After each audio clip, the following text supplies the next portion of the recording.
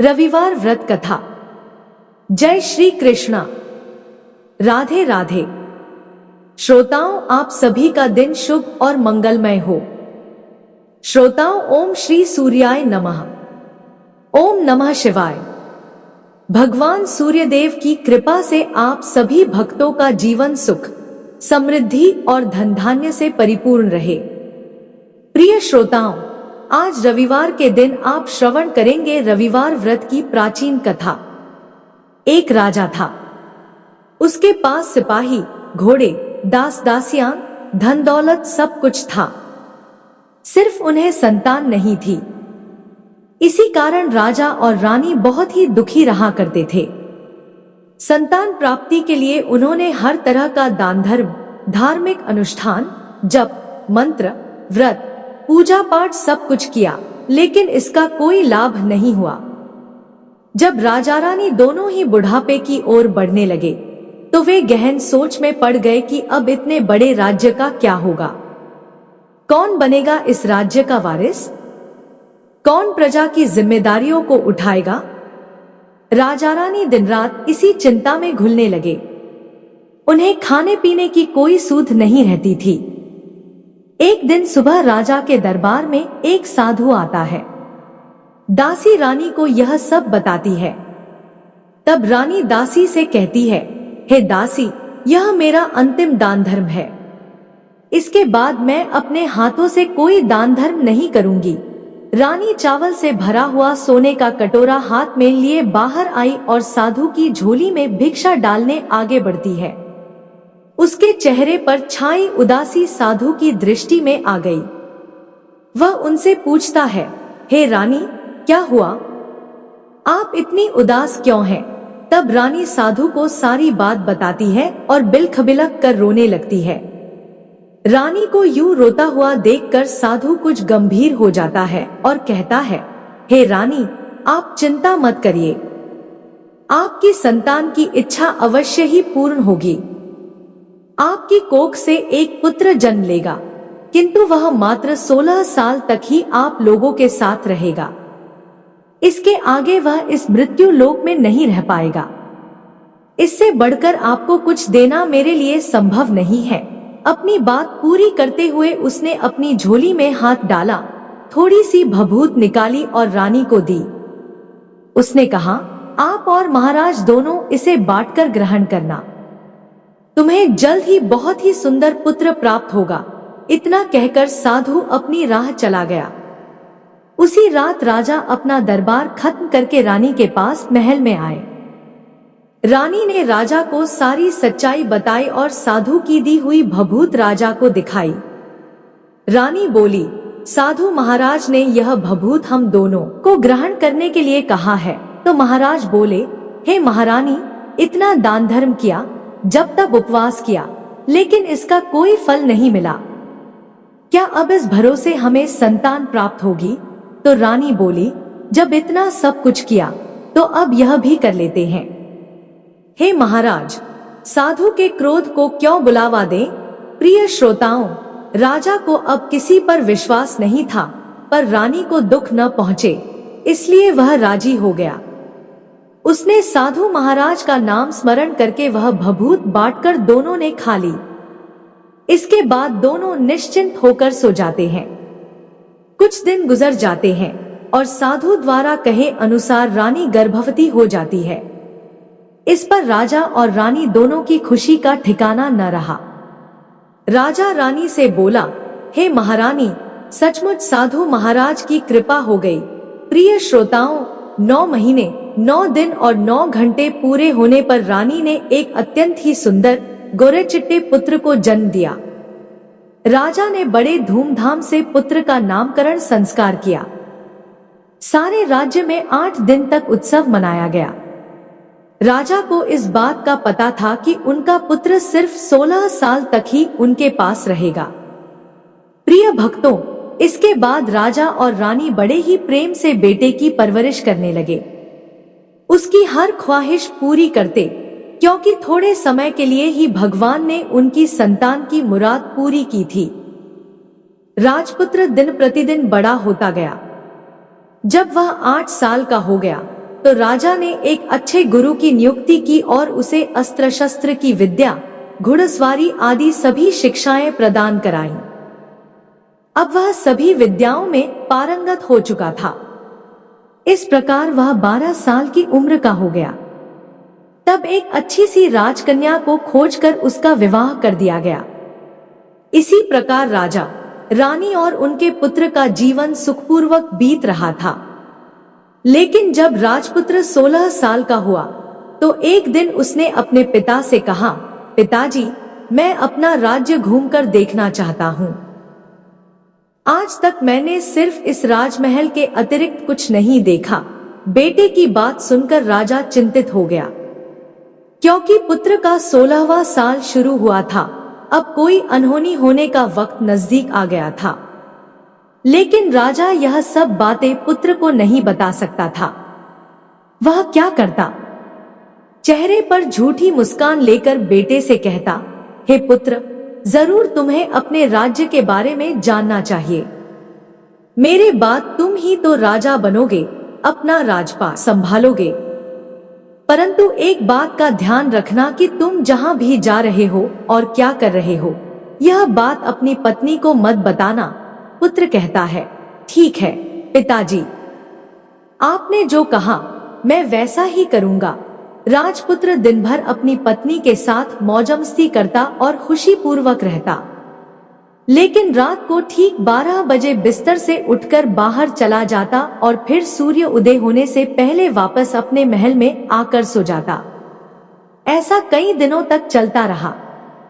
अब राजपुत्र का 16वां साल खत्म होने में कुछ ही दिन बाकी रह गए थे। इतने में उसकी पत्नी यानी छोटी रानी एक दिन रात में जाग जाती है।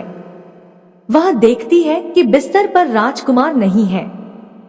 वह महल में हर जगह देखती है, लेकिन राजपुत्र कहीं नजर नहीं आता।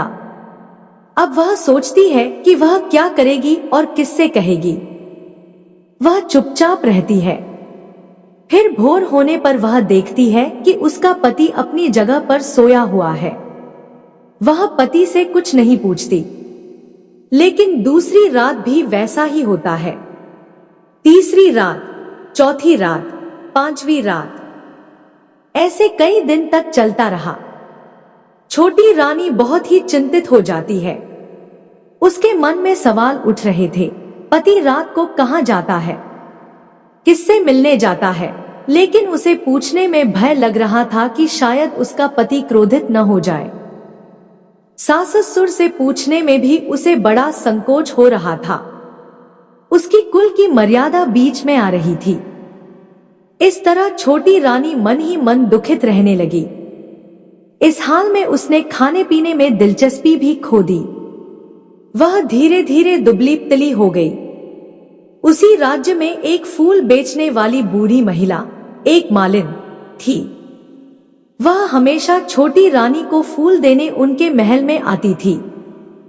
एक दिन उस बुढ़िया का ध्यान छोटी रानी पर जाता है। वह उससे पूछती है, हे बेटी, तुम्हें किस बात का दुख है? तुम इस तरह सूखकर कांटा क्यों हो गई हो? इस पर रानी कहने लगी, हे बूढ़ी अम्मा, मैं आपको क्या बताऊं? इस राज्य का राजपुत्र, मेरा पति अर्थात इस राज का राजकुमार, हर रात बिस्तर से उठकर कहीं चला जाता है और सुबह भोर होते ही वापस आकर सो जाता है। वह कहाँ जाता है? अपने प्रेमिका से मिलने जाता है। क्या करता है? मुझे कुछ नहीं पता। यही सब सोच सोचकर मैं दुबली होती जा रही हूँ। मैं खाना पीना भी ग्रहण नहीं कर पाती। प्रिय श्रोताओं, वह बुढ़िया उसे एक उपाय बताती है। वह कहती है, बेटी, ऐसा करना कि आज रात तुम सोना मत। तुम्हारा पति जब उठकर कहीं जाए तो उसके पीछे जाकर देखना कि वह कहाँ जाता है, क्या करता है। उसकी अच्छी तरह से पहरेदारी करना। छोटी रानी ने कहा, हे अम्मा, पर अगर मुझे नींद आ गई तो वह मालिन कहती है, देखो, एक काम करना, अपने दाहिने हाथ की उंगली में एक जख्म लगा देना और उस पर थोड़ी सी मिर्च छिड़क देना। तुम्हें जलन के मारे नींद नहीं आएगी। प्रिय श्रोताओं, उस बुढ़िया के कहे अनुसार छोटी रानी ने अपनी उंगली में एक जख्म लगा लिया और उसमें मिर्ची लगा दी। जलन के मारे कुछ देर तक तो उसे नींद नहीं आई, पर बाद में वह सो गई। दूसरे दिन सुबह बुढ़िया फूल लेकर उसके महल में पहुंची और पूछती है, क्या हुआ बेटी? क्या तुम देख पाई कि तुम्हारा पति कहाँ जाता है? छोटी रानी कहती है, नहीं अम्मा, पहले कुछ समय जलन के कारण मुझे नींद नहीं आई, पर कुछ देर के पश्चात मैं सो गई। बुढ़िया कहती है, कोई बात नहीं, आज तुम उंगली पर पहले से ज्यादा बड़ा जख्म करना और ज्यादा मिर्ची लगाना।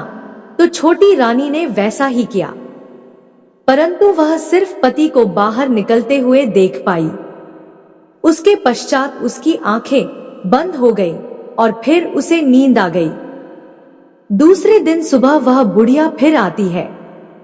उसके पूछने से पहले ही छोटी रानी रोने लगती है और कहती है, अम्मा, मैं आज भी उनकी पहरेदारी ठीक से नहीं कर पाई।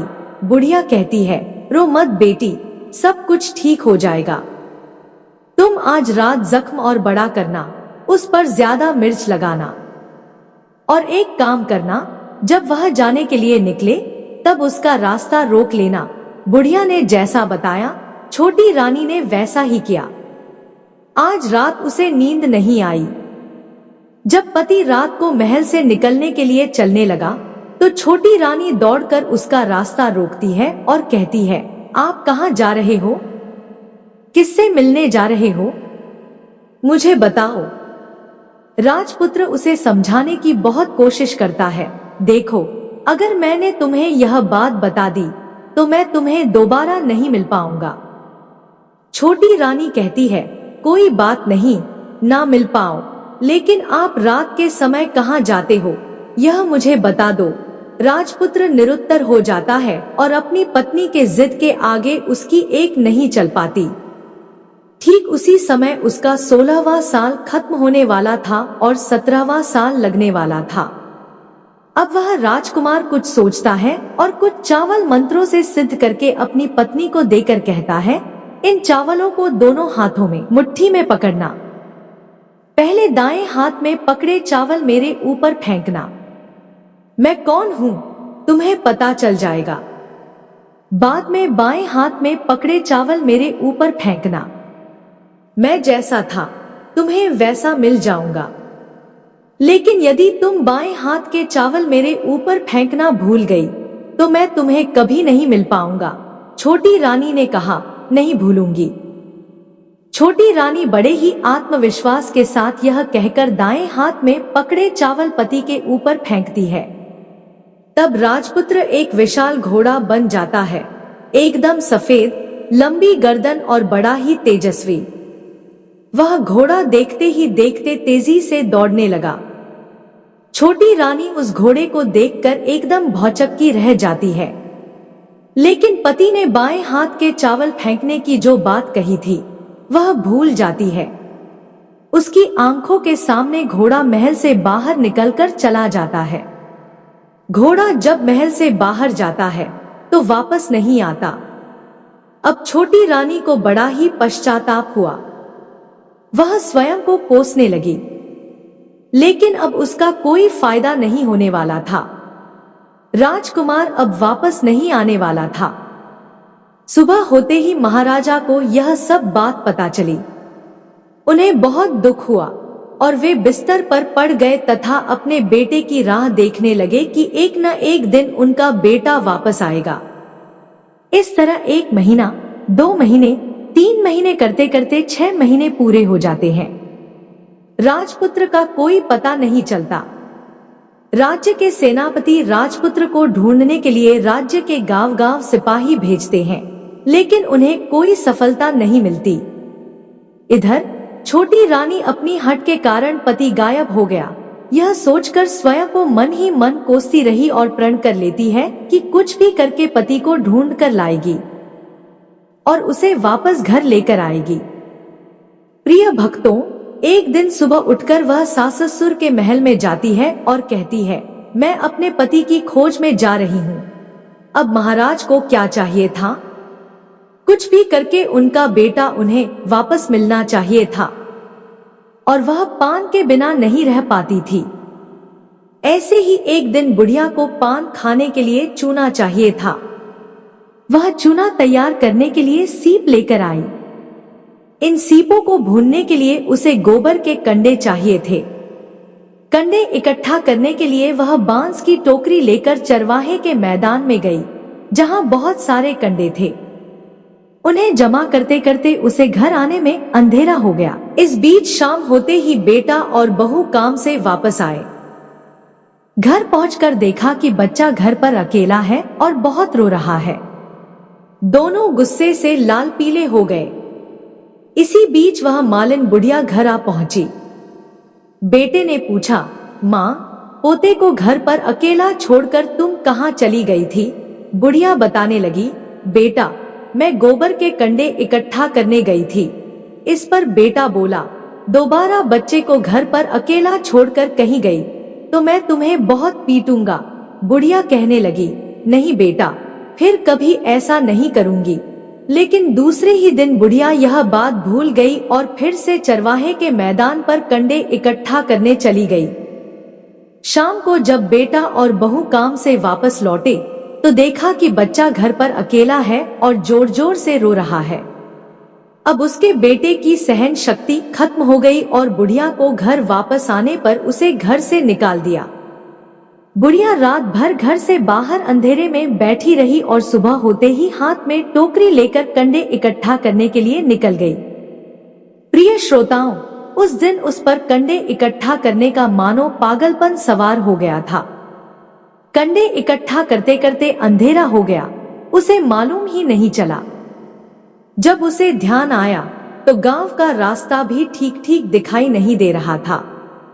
वह अंधेरे में आंखें फाड़ फाड़ कर देखती और किसी तरह आगे निकलने लगी तो उसने देखा कि एक कपिला गाय छन छन की आवाज करते हुए, गले में घंटी बजाते हुए उस मैदान पर आई। उसे देखकर बुढ़िया सोचने लगी कि इस गाय के पीछे पीछे जाऊंगी तो गांव तक पहुंच जाऊंगी। तब बुढ़िया उसके पीछे जाने लगी। वह गाय उस मैदान से लेकर एक एक करके 6 मैदान पार करती है और आखिर में वह 7वें मैदान तक पहुंचती है। वहां क्या होता है कि उस मैदान में एक बड़ा सा पत्थर था। गाय जाकर उस पत्थर को अपने सींग से मारती है।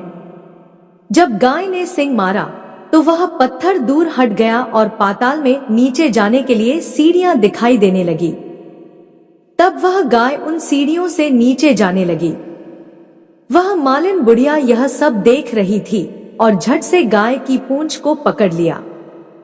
प्रिय श्रोताओं, वह गाय के साथ नीचे पाताल में पहुंच गई और तुरंत ही गाय की पूंछ छोड़ दी और इधर उधर देखने लगी।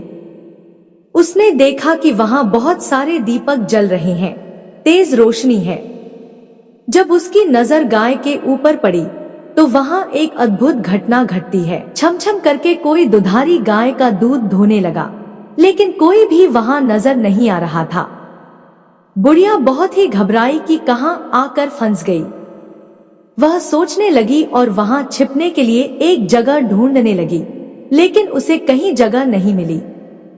हर जगह उजाला ही उजाला था। तो वह एक कोने में खड़ी हो गई और जो कुछ सामने हो रहा था उसे चुपचाप देखने लगी। उसने देखा कि वहां एक उम्दा सफेद घोड़ा और 2 कुंड थे। उनमें से एक कुंड में एक घोड़े ने छलांग लगाई और ऊपर आ गया। उस घोड़े को अब राजपुत्र का रूप प्राप्त हो गया। उसने दूसरे कुंड में पानी में स्नान किया और वहां रखे नए कपड़े पहने। फिर वह नजदीकी एक सुंदर पलंग पर आकर बैठ गया। उसके सामने 56 प्रकार के पकवानों से सजी एक थाली आई, दूध की एक प्याली आ गई, पान सुपारी आ गई और उसके सामने एक दिया जल रहा था। राजपुत्र ने खाना खाया, पानी पिया, पान सुपारी खाई और बिस्तर पर लेटने से पहले सूर्य भगवान का स्मरण करके सामने जलते हुए दिए से पूछा, हे दीपंकर, मेरे माता पिता क्या कर रहे हैं? दिया बताने लगा, बेटे के शोक में डूबे हैं। उसने पूछा, राज कौन संभाल रहा है? तो दिया बोला, राज्य मंत्री संभाल रहा है। उसने पूछा, मेरी पत्नी क्या करती है? तो दिया बोला, उसने चौराहे पर भोजनालय शुरू किया है और आते जाते लोगों से नई खबर के बारे में पूछती है। दिए के इतना कहते ही राजपुत्र कहने लगा, ठीक है, और फिर वह सो गया। बुढ़िया कोने में खड़ी हुई सब कुछ देख रही थी। ऐसी अद्भुत घटना उसने जीवन में पहली बार देखी थी। उसे अंदर ही अंदर बहुत ही कुलकुलाहट होने लगी। वह अपनी भूख प्यास भूल गई और उत्सुकता से देखने लगी कि आगे क्या होगा। लेकिन उसके बाद कुछ घटनाएं नहीं घटती। रात गुजर गई और सुबह हो गई। पलंग पर सोया हुआ राजपुत्र उठा और फिर से पहले वाले कुंड में छलांग लगाई। अब वह फिर से घोड़ा बनकर कुंड से बाहर आ गया और तेजी से उस पाताल नगरी से बाहर निकल गया। लेकिन कहाँ गया, बुढ़िया को कुछ नहीं पता चला। इसके बाद पिछली रात की तरह कोई उस गाय को छम छम करके दूध दोने लगा। जैसे ही दूध दोहना खत्म हुआ, उसके गले की साकर अपने आप खुल गई और वह गाय तेजी से ऊपर जाने लगी, सीढ़ी की ओर भागने लगी। गाय को दौड़ता देखकर बुढ़िया सोचने लगी कि अब गाय के साथ यहाँ से ऊपर जाना ही समझदारी होगी, नहीं तो कोई मुसीबत आकर उसके ऊपर आ पड़ेगी। झट से उसने गाय की पूंछ पकड़ ली और गाय के साथ ऊपर आ गई। गाय जब मैदान में पहुंची तो उस सुरंग का रास्ता अपने आप बंद हो गया और उसके मुंह पर एक बड़ा सा पत्थर पहले की तरह खड़ा हो गया। ऊपर आकर वह गाय जंगल की ओर निकल गई। इधर वह बुढ़िया एकदम सी बावली हो गई। उसने पाताल नगरी में जो कुछ देखा था वह जल्दी जल्दी किसी को बताने के लिए बड़ी ही उतावली थी। तो उसे एकदम याद आया कि नगर की सीमा पर कोई औरत भोजनालय चला रही है और नई बात बताने वाले को अच्छा अच्छा खाना बना देती है। वह सोचने लगी, क्यों ना मैं यह बात उस औरत को बताऊं? यदि उसे यह बात पसंद आई तो बाकी जीवन खाने पीने की झंझट से मुक्ति मिल जाएगी। बुढ़िया ने मन में तय किया और तुरंत भोजनालय के द्वार पर पहुंच गई, जहां द्वार पर टंगी नगाड़े के सामने खड़ी हो गई और जोर जोर से नगाड़ा बजाना शुरू कर दिया। नगाड़े का इस तरह शोर सुनकर मालकिन यानी छोटी रानी मन में प्रसन्न हो गई कि शायद कोई नई बात लेकर यहाँ आया है। रानी ने सिपाहियों को आदेश दिया, जाइए और देखिए कौन आया है, उसकी अच्छे से खातिरदारी कीजिए। छोटी रानी का आदेश पाते ही सिपाही दौड़ते हुए गए और वहां एक बुढ़िया नगाड़ा बजा रही थी। उन्होंने पूछा, बुढ़िया माई क्या हुआ, नगाड़ा क्यों बजा रही हो? बुढ़िया बोली, कुछ नहीं बेटा, यहाँ खाना मिलता है ना, इसीलिए आई हूँ। तो सिपाहियों ने कहा, माई खाना चाहिए? खाना तो मिलेगा, लेकिन तुम्हें कोई नई बात बतानी पड़ेगी। बुढ़िया ने कहा, हाँ बताऊंगी। एक बात मालूम है मुझे। इस पर सिपाही उसे अंदर लेकर आए और मालकिन के आदेश के अनुसार बहुत सेवा सत्कार किया गया। बड़ी से सुंदर थाली में सुंदर सुंदर पकवान और व्यंजन परोसे गए। बुढ़िया बहुत दिनों से भूखी थी, वह खाने पर टूट पड़ी। खाना खाने के बाद सिपाही ने उसे नई साड़ी पहनने को दी। उसके बाद उसे लेकर रानी के पास आए। बुढ़िया और छोटी रानी ने तुरंत एक दूसरे को पहचान लिया। तब छोटी रानी ने बुढ़िया से कहा, अम्मा अब बताओ तुमने क्या नई बात देखी? बुढ़िया ने कहा, नई बात? मैंने कोई नई बात नहीं देखी। मेरे पास तो तुम्हें देने के लिए खाने के पैसे नहीं थे, इसलिए मैंने झूठ कहा और नगाड़ा बजाया। रानी ने कहा, अम्मा घबराना नहीं, मैं किसी को तुम्हारा नाम नहीं बताऊंगी। फिर भी बुढ़िया ने कहा, मेरे पास कोई नई बात नहीं है। इस पर रानी ने उससे कहा, देखो अम्मा, तुमने मुझे वह नई बात बताई तो जिंदगी भर तुम्हारी देखभाल मैं करूंगी, तुम्हें राजमाता की तरह रखूंगी। अब बुढ़िया बताने के लिए तैयार हो गई। उसने जो कुछ भी चारागाह वाले मैदान में देखा था सब कुछ सच सच छोटी रानी को बता दिया। बुढ़िया की बातें सुनकर छोटी रानी को यकीन हो गया कि वह राजपुत्र उसी का पति है। वह तुरंत बुढ़िया से कहने लगी, हे अम्मा, मुझे उस जगह पर ले चलो। तब बुढ़िया बोली, नहीं बेटी, वह पाताल लोक है, वहां सांप आदि रहते हैं। तुम्हें देख लिया तो तुम्हारी जान खतरे में पड़ सकती है। लेकिन छोटी रानी उसकी एक भी बात नहीं सुनती, उसे उस जगह ले जाने के लिए हट करने लगी। आखिर में बुढ़िया ने उसका कहना मान लिया और कहने लगी, ठीक है, मैं तुम्हें वहां ले जा सकती हूँ, पर आज नहीं, कल वहां जाना। दूसरे दिन दोपहर को रानी बुढ़िया के साथ उस मैदान पर गई और एक जगह छुपकर गाय के आने की राह देखने लगी।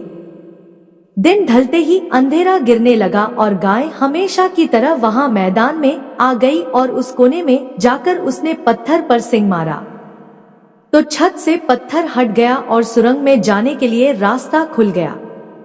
गाय उस रास्ते से नीचे उतरने लगी तो बुढ़िया छोटी रानी से कहने लगी, हे बेटी, आगे बढ़ो, हम गाय की पूंछ पकड़कर नीचे उतरेंगे। तो दोनों गाय की पूंछ पकड़कर नीचे उतर गए। बुढ़िया पहले जिस कोने में छिपी थी उसी कोने में छिप गई। अब नीचे सब कुछ पहले जैसा घटित हो रहा था। गाय के गले में अपने आप साकल पड़ गई। कोई अदृश्य रूप से उसका दूध दुहने लगा। एक सफेद घोड़ा आकर एक कुंड में छलांग लगाई तो राजपुत्र के रूप में ऊपर आया। वह राजपुत्र दूसरे कुंड में नहाने लगा। बाद में उसके सामने खाने की थाली आई, दूध की प्याली आई और पान का बीड़ा आ गया। राजपुत्र सब ग्रहण करके सोने के लिए पलंग पर चला गया। सोने से पहले सूर्यदेव का स्मरण करके वह दिए से पूछने लगा, दीपंकर, मेरे माता पिता क्या कर रहे हैं? तो दिया कुछ जवाब नहीं देता, बल्कि वह बुझने लगता है। तब राजपुत्र को कुछ घटित हुआ है इसका संदेह हो गया। वह उदास हो गया और जो कुछ हुआ है हो जाने दो, ऐसा सोचकर वह बिस्तर पर लेट गया। अब रानी का संयम टूट गया। वह दौड़कर अपने पति के पास आई और उसके पैर पकड़ने के लिए आगे बढ़ती है। तब राजपुत्र तुरंत ही पत्नी को पहचान गया और झट से पीछे हट गया। चिल्लाने लगा, नहीं नहीं, मुझे मत छूना, सर्वनाश हो जाएगा। रानी दोनों हाथ जोड़कर पति से अपनी भूल को स्वीकार करने लगी। वह कहने लगी, स्वामी, मुझसे भूल हो गई। मुझे आपसे नहीं पूछना चाहिए था कि आप रात को कहां जाते हो। मैं अपनी भूल स्वीकार करती हूँ। मुझे मेरी भूल की सजा मिल गई है। अब आप घर चलो। आपके वियोग में आपके माता पिता ने बिस्तर पकड़ लिया है। आपकी प्रजा बहुत दुखी है। इस पर राजपुत्र कहने लगा, वही तो, एक बार तुम गलती कर बैठी हो, अब दोबारा मत करना, नहीं तो मैं तुम्हें जो दिख रहा हूँ वह भी नहीं दिखाई दूंगा। रानी अब विलाप करने लगी, जोर जोर से जमीन पर सिर पटकने लगी। राजपुत्र के मन में उसके प्रति दया उत्पन्न हो गई। वह उससे कहने लगा, यदि तुम मुझे पाना चाहती हो तो तुम्हें एक काम करना होगा। काम कठिन है, लेकिन वह तुम्हें अकेली ही करना होगा। रानी ने कहा, कहो स्वामी, कितना भी कठिन काम हो मैं पूर्ण करूंगी। इस पर राजपुत्र ने कहा, इस पाताल से ऊपर जाते ही तुम्हें एक घना जंगल नजर आएगा। ऐसे 6 जंगल पार करने के पश्चात तुम्हें एक 7वां जंगल मिलेगा। वह जंगल सबसे घना है। उस जंगल के बीचों बीच एक पीपल का पेड़ है। उसके आसपास की जगह पत्ते, फंदे, जटाएं आदि से ढक चुकी है। वहां बाघ, शेर, सांप, भालू बैठे हैं। तुम्हें उन सबको भगाकर वह जगह साफ करनी है। उसको गोबर से पाई करके पवित्र बनाना है, रंगोली से सजाना है। उसके बाद वहां धूप कपूर जलानी है, फूल और कुमकुम से पेड़ की पूजा करनी है, दूध और दही से बने चावल का भोग लगाना है। यह सब तुम्हें दोपहर को 12 बजे से पहले करना है। 12 बजने के समय तुम्हें उस जगह पर बैठकर सूर्य भगवान का ध्यान करना है। ठीक 12 बजे सूर्य भगवान का रथ वहां उतरेगा। वे सब देखकर खुश हो जाएंगे और कहेंगे कि जिस किसी ने भी यह सब किया उसे मैं मनचाहा फल दूंगा। तो तुम सामने जाकर उनके रथ का दाहिना घोड़ा मांगना, मैं तुम्हें मिल जाऊंगा। इतनी बात कहकर राजपुत्र अपने पलंग पर सो गया। छोटी रानी रात भर वहीं रही और सुबह होते ही बुढ़िया के साथ गाय की पूंछ पकड़कर ऊपर आने के बाद बुढ़िया से कहने लगी, अम्मा अब मैं अकेले ही आगे जाऊंगी, तुम भोजनालय वापस जाओ। वह जंगल में जाकर राजपुत्र के कहे अनुसार वह जगह साफ करती है। बाद में राजपुत्र ने जैसा बताया था उसे वैसे लिपाई करके वापस आ गई। दूसरे दिन सुबह होने से पहले उठी और जंगल में उसी जगह पहुंची जहां इत्र गुलाब का पानी छिड़क कर वह जगह सुगंधित की, धूप अगरबत्ती जलाकर उसे पवित्र किया और पूजा की सारी सामग्री वहां तैयार रखकर सूर्य भगवान का ध्यान धर के बैठ गई। जैसा कि पति ने बताया था, दोपहर को ठीक 12 बजे सूर्य भगवान का रथ उसी पीपल के पेड़ पर आकर रुका। सूर्य भगवान ने जब रथ के नीचे देखा तो सुगंधित वातावरण देखकर वे बहुत ही प्रसन्न हो गए। फिर वे बोले, जिस किसी ने यह काम किया मैं उसे मनचाहा वरदान दूंगा।